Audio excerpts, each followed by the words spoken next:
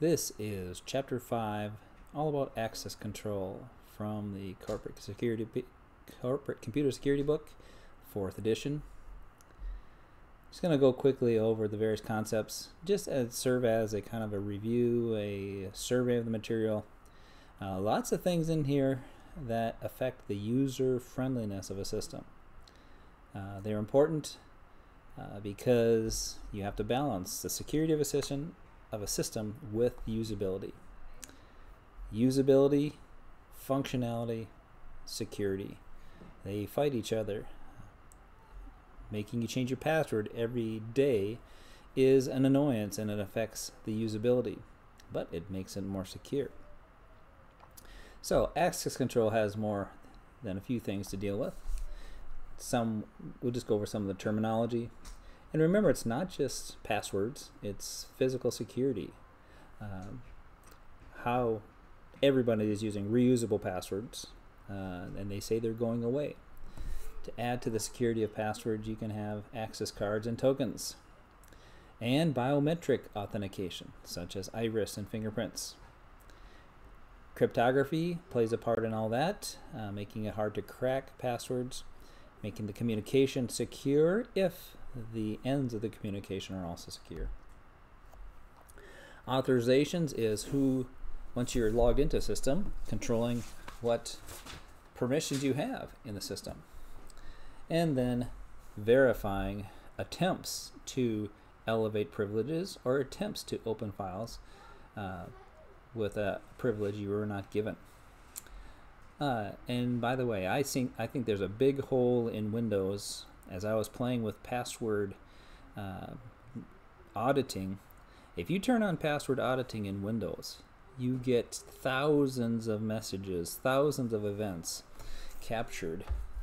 And the one event that is not captured of the thousands that are generated, that are mostly pretty useless and confusing, is attempts to elevate privileges. Would you believe that failed attempts to elevate privileges in Windows are not logged? Only successful privilege escalation is logged in Windows. I think that's a huge hole in Windows. Maybe I'm wrong, maybe there's a way to fix that, but from what I can tell, that's a huge hole in Windows. They do not log attempts to elevate privileges. If you attempt to audit passwords and security events, you are so overwhelmed with the number of events that it essentially makes it very difficult to log, to actually audit Microsoft password security and logging attempts. I think it's just horrendous. And it's still there in Windows 11. Try it yourself. Look up auditing password or auditing logins under Windows. And the first warning you get when you try to enable it is you're going to get a lot of log files. They're going to be very large. And are you sure you want to do this? You have to have some way of controlling of the access, so you can know who got in, and when an employee leaves the company, turn off any access control that they have. And you have to follow some policies with that. Cryptography is only part of it. We do use it. It's just part of the defense in depth or on multiple layer of security. 3 types of protections. There's the authentication. Are you the person you say you are? And how do we figure that out? With tokens, with passwords, with 2-factor authentication, with biometric. We want to find out, are you the person you say you are? Once you're in a system, we also need to know, are you authorized to access certain piece of information? Do you have read-write access, or just read access, or no access at all? And to confirm, to evaluate, to monitor, to ensure compliance, to prove compliance, we need some auditing. So the basics of the password is credentials are based on what you know. You remember a password, you remember your mother's maiden name, things about you, things that you have, such as a piece of equipment that generates a random access token based on the time. But then you can lose that thing that you have. You used to have it. Now how do you fix that?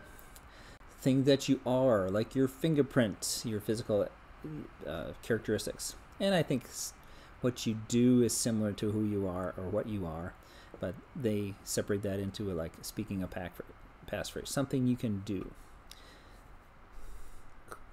Maybe you have a particular skill that no one else can do. Perhaps that could be incorporated into the checking. Yeah. Can you type certain speed? Can you speak a certain language? Can you say a particular word? I'm sure there's lots of ways to use that. Be creative. Perhaps you'll come up with something interesting that the world begins to use. Two-factor authentication is basically building on various forms to just make it more verifiable. But there are ways to defeat things, like you've verified your way into a system. Doesn't mean that you're protected completely, because you could verify through a man-in-the-middle attack, and now your man-in-the-middle attack knows your secret question or your one-time password, sends it along to the other end as though they were you, and in the middle can see all your transactions as well as pretend to be you and perform other transactions. And the target system doesn't know whether that was you or the man in the middle.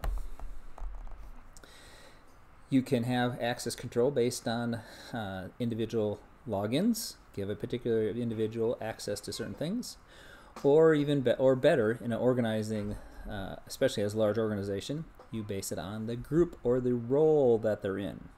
You assign security to particular roles, and when you give a person a particular role, they have all the security that goes with that role.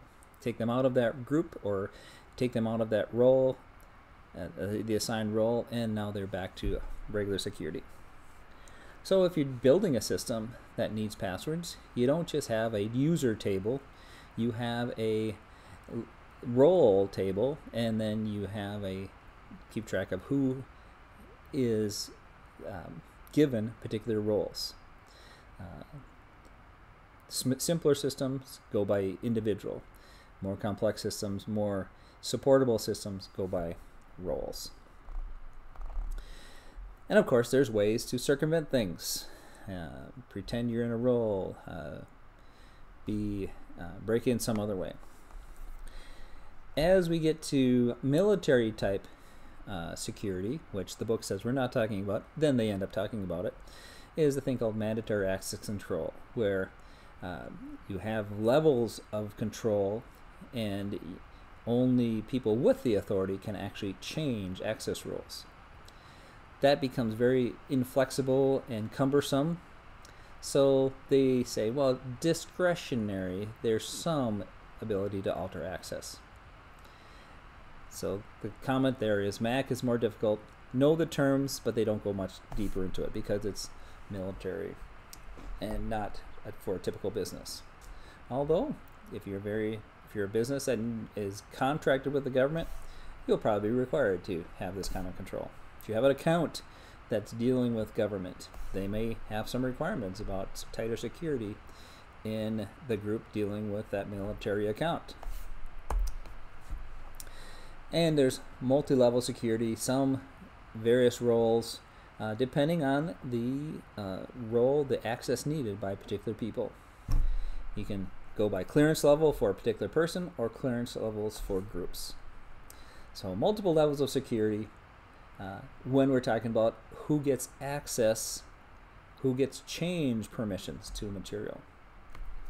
And when you talk about security and roles, you have to secure the highest cost systems. That's the risk analysis part of it. And remember, it's not just computer remote access into a system, but actually physical security, getting in to the perimeter of a company, as well as protection of the equipment and people in that perimeter to allow emergency exits. Now that can be, just imagine an emergency exit that is required by law, and someone like some co-conspirator would like to get in. They get someone on the inside to, at a particular good time or previously arranged, to leave the emergency exit open. Tape the latch or some other thing. You happen to be there right at the right time, and they zip right in. In order to secure that, you better have alarms on those emergency exits, and cameras everywhere, and follow those policies. You have to secure the equipment with good air, cool air, protection from water or water cooling, even the cabling into a system. We're talking not only data cables, but power cables. And they even talk about actually armoring your conduits. Not sure what they mean by armoring exactly, making them super hard to cut, or do they explode if you try to cut them? Perhaps put a flammable gas in a conduit, so if there is any attempt to cut through, it causes a problem. Or perhaps disables the attacker in some way. Rules about people walking through, taking equipment. Do you have policies for all that? When you're throwing away equipment, you crush, you shred your disk drives. Do you have rules about clean desks and clean screens? Not my room, not my office, but it probably wouldn't be a bad idea to do something better. Keep in mind that we're talking about different levels. You're talking about security from terrorism, and depending on where you are in a hostile area, you might actually have to worry about bullets. And then some basic security about letting people in and out of your building. Pretty common sense stuff. Of course, you're watching everything. You recycle tapes only a certain amount of times. You check that your backups work. Use low res so you can afford it. Use the expensive ones where you need to monitor that with high detail. Or you have one camera that views a large area. That better be a good high res camera. You may save money with fewer high res cameras than a lot of low res. And that's something, there's trade-offs there. Many low res offer some kind of redundancy. And you may be quicker replaced and use less disk space, or spread your systems out. I heard something buzzing. Don't know if that was my phone or just my computer fan. I think I'm good. So you have to monitor your trash bins so you don't throw out computers that can have sensitive information on them. You have PCs that are locked in place, because physical access to a PC, someone can take it apart and disassemble, take out the disk drive, put it on another system, and unless it's encrypted, have full access to the files. All your login screens, even the screen savers, should be password protected if you're talking about high security. Now, most passwords are just reusable. What they mean is you remember it from day to day and you use the same password yesterday, and typically you have a limit at how long a time frame it is reusable for, and you also how large it should be. You can have one-time passwords that are generated at the beginning of a session and usually sent through a different channel than the current channel, such as a text to your phone, to have one second level of authentication through a different path to verify you are who you say you are coming into a system. You better be strong passwords, because computers are getting stronger at guessing them and cracking them, especially if they can get at the encrypted version of the password, that SAM file on Windows. If I can get at that and have a quantum computer, can crack, may be able to crack those much longer than we expected when we invented the password encryption algorithms. Somebody's just assume somebody's going to crack the password cracking encryption algorithm and be able to crack it much more efficiently. Enforcing policies on people. This is where you start having to deal with people, forcing them to not use the same password, forcing password history so they can't reuse password, forcing new passwords. I don't mind every semester making it a practice to force a new password, but right in the middle of a semester it gets kind of annoying, and of course, I'll ignore it, and right in the middle of a important presentation, my system will have forced me to reset my password or lose all access. Locking people out when they are too many attempts, that's also discourages guessing at passwords. And some way of monitoring them. Disabling poor passwords or no longer valid passwords. I'd say most systems, I'm finding when they set a password, you're having more of the password strength checking, and more I'm not allowed to use a weak password. In the book I mentioned, someone could call you up. They pretend to be admin and they get you to give them their password. This is dangerous, automatic password resets, because I can, without having to talk to someone, I can pretend to be you. If I can somehow intercept your email, I can pretend to be you and ask for a password reset. If I can intercept your email, I get those password reset, and here I'm in with your system. I had to take over a lot of the finances for my parents.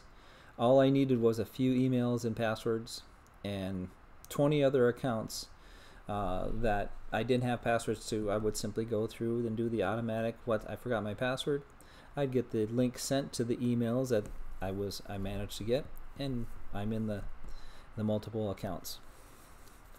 People at those places do not like that, because I'm pretending to be my parent as I'm handling their affairs. But otherwise it's such a pain, because if they want to verify my access with them verifying it, Grandma is the only one that can talk on the phone and understand anything. So I managed to do all that with just a few, hey mom, they're going to be calling you, tell me the number that they give you. Few of those events, and I was able to get automatic password resets. Imagine if they had voice recognition. No, you're not who you say you are. Oh yes, I'm their son. Sorry, you need verification every time. Sorry, it's not going to happen because I need to handle their affairs. So I was forced to, in the more secure places, I sent in all the legal forms. Do not use any of these passwords. There's a whole table of common passwords. They are saying passwords are going to be replaced by these. I have not seen heading in this direction, and I'm not so sure, because someone can steal my Stripe card, and how is that more secure? And of course I'm going to lose my Stripe card, or it's going to be run through the laundry, run over by my car, or dropped or lost. But that just adds some inconvenience, but may be more secure. Devices, might run through the laundry, and they're going to be more expensive and less convenient and lock me out if something's broken. But these are coming for the future of access control. Sometimes if I don't have to plug it in, I can just read it through RFID. That's becoming find RFID everywhere, and the costs are coming down for that. The supplicant is the person trying to get in. All they need to be is nearby. Just like I mentioned, we're going to be losing or having these tokens stolen, so we have some way of renewing them or reporting them stolen and quickly canceling things and replacing them so I can get on with my business. Because they're easily lost, you're going to have the two-factor authentication using other forms in combination with the what I have or what I know. Multiple combinations, multiple factors heighten the security. The biometric gets more expensive. Iris scanning, fingerprint scanning. Fingerprints can be faked. All I have to do is get your fingerprint, and I can make a finger to match your fingerprint and use it and even have it warm and have some sort of real looking skin oil on it, and even give it a pulse if they're fancy. I'm sure you'd see that in James Bond movies. The expense of getting enrolled and making those cards or measuring the biometrics and making that not having false negatives or false blocking, is going to be expensive.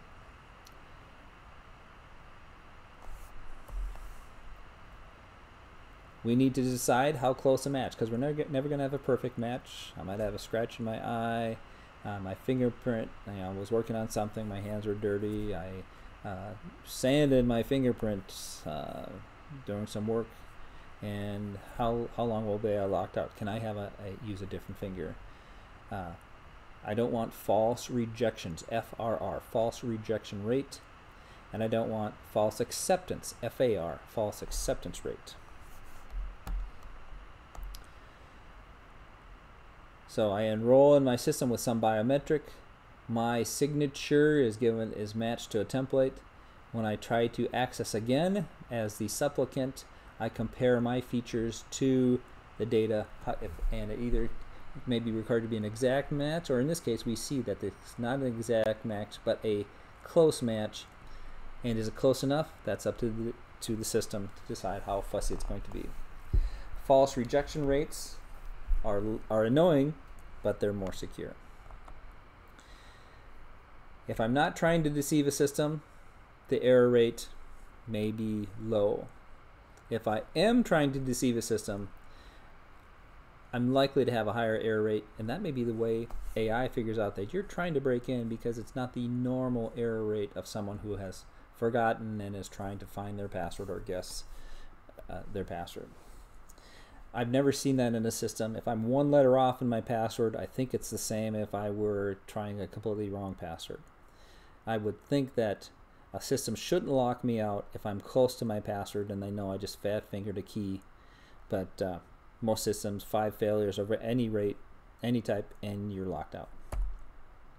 So there are your two terms: false acceptance, false rejection. These are safer but annoying. Vendors may claim certain false acceptance or false rejection rates of themselves or of comparable systems. It's up to you to verify, and that's where the auditing comes in. If I can't enroll due to problems, like I work in construction and my fingerprints are always sanded off, or some kind of clerical work, and again might affect my fingerprint or my other biometrics, or as I get old, my biometrics are going to change. How long will it last? If I'm trying or trying not to deceive a system, if I know how to deceive a system, the system may be more vulnerable. Where if I'm just fat fingering my password, my error is going to be easier to find and not going to fool the system. But if I'm trying to find a way around it, that's where the systems may be more vulnerable. And here they're saying highly vulnerable. Makes me nervous because I know biometric methods can be expensive. The training as well as the equipment. Okay, remember, I want to verify you are who you say you are, and somehow I have some sort of verification. And replacing the passwords in the logins. Not sure what they mean by that. False acceptance, you don't want that, but 1/1000 is a low probability, 0.1%. I may not state my identity. The system may find something comparable: my face recognition, voice, other physical characteristics. If you're there in person,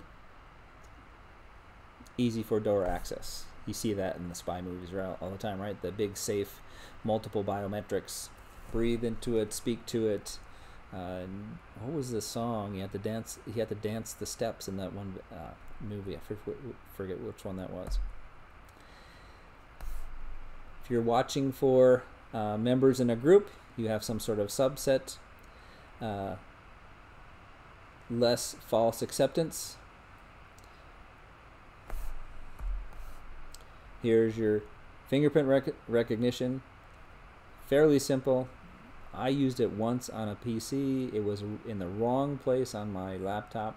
I could rub it with my hand because it was right where I rested my hand, and it was constantly saying, "Oh, you're trying to log in," and it was so annoying.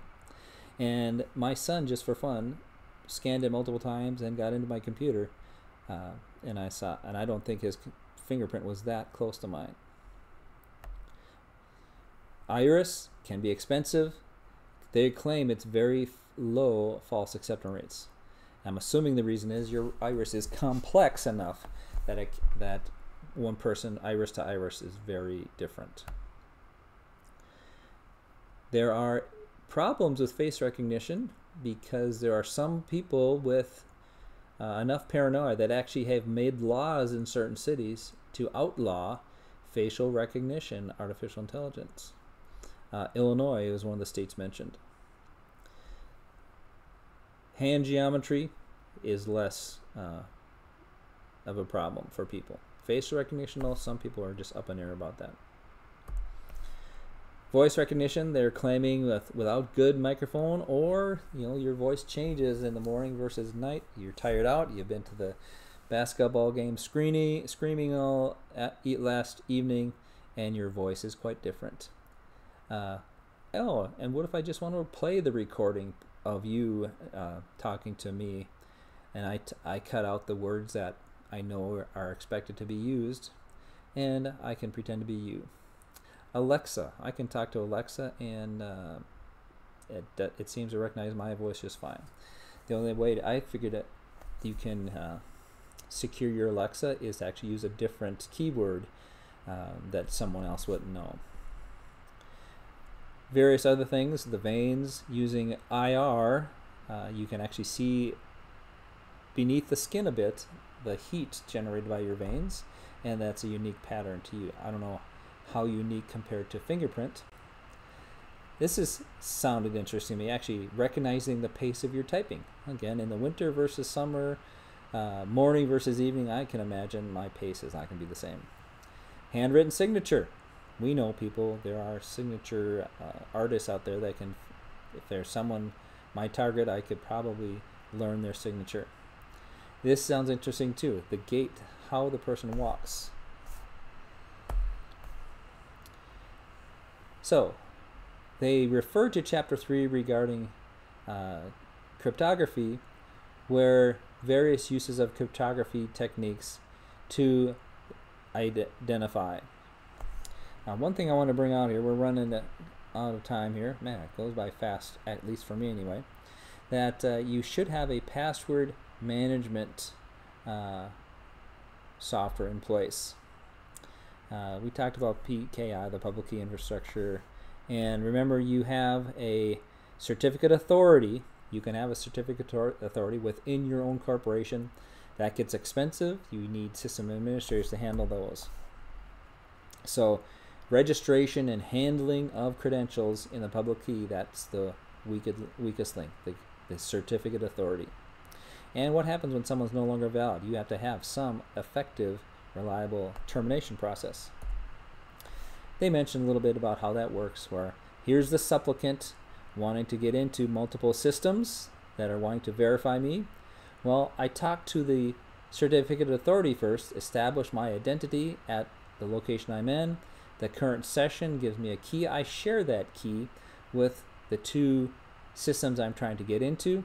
Those systems talk to the certificate authority saying, "Hey, did you just let Joe Smith in?" "Yes, I did. He's valid." "Okay, and I'll let him in because you say he's good based on the certificate." You got to prove who you are, but now you also need what can you access. You shouldn't be able to do everything in a system once you're logged in. Only certain people should do everything. So you have the principle of least permissions, where you only do what you need to do your job. That's the permission you need. Make it too small and it gets annoying. Make it unique to that particular individual, and it can be very cumbersome to manage. We don't want frustrated users, but we know security will affect usability. Full permissions? No, no, no. Don't give them root permissions. Although I've seen so many crazy systems that just say, oh, if you want to fix a system, oh, give full permissions to this particular user, and then the system works. Well, it'll work, but be very insecure. It's so easy to test that something works. Oh, I just turned off the firewall. Oh, now it works. Rather than spend the time to figure out what in the firewall needs to be configured to make this work. So programs that say turn off your firewall or turn off your virus detection make me very suspicious. When we're auditing, we're monitoring the activity. We need to know what has the person tried to do. Was that the person who actually did it? And so thus the sharing of passwords of account information is a really bad thing for auditors. They hate that because they want to know who was it that was in our system. If they did something bad, who do we go after? If the password is owned and user is owned by multiple people, now you've got a whole mess of who was responsible. You want to be able to log those and audit them and not have to audit by hand. But these log files can be huge. Remember I talked about Windows. If you enable security logging, you will suddenly have huge log files. I think it's a horrible feature, characteristics of Windows. Maybe someday they'll fix it. Reading the logs, you better do some external audits. If you're going to be in security, you need to at least be familiar with what the format of the logs are. And you need software that automatically alerts you. You are not going to be able to keep up with auditing log files. If you have auditing going on, these are going to be huge. You need I'm just telling you that I don't know if the book said you need to have automated software monitoring your logs. Radius server is similar to the credential where you have authenticating with a Radius server, so your supplicants can be verified through your authenticators. And maybe he might cache users, but you have the central server, similar to the certificate of authority. You have other types of servers called Kerberos, where you're managing key distribution. And you have directory servers where central repository of information, very much like a certificate of authority. And multiple levels of certificate authorities, or we'll call them directory servers. And here we have various certificates shared by different servers. LDAP is another way to retrieve information. It's a protocol that they are used to retrieve information from a directory server. So you can have an LDAP running on Linux or Windows or Mac using this protocol. So you have centralized authentication. Supplicants deal with authenticators, and the authenticators check the central server. Is that the right person, their password, or their biometrics? Is that the person? Are they who they say they are? And what do they have? What group are they in? So locally here I know what I'm able to access on that computer or on other computers. Active Directory, we have trees, hierarchical structure of who's in what. And there's a whole certification of Active Directory. All you have to keep track of is Active Directory is a very complex way that allows Windows servers to manage multiple accounts across multiple systems.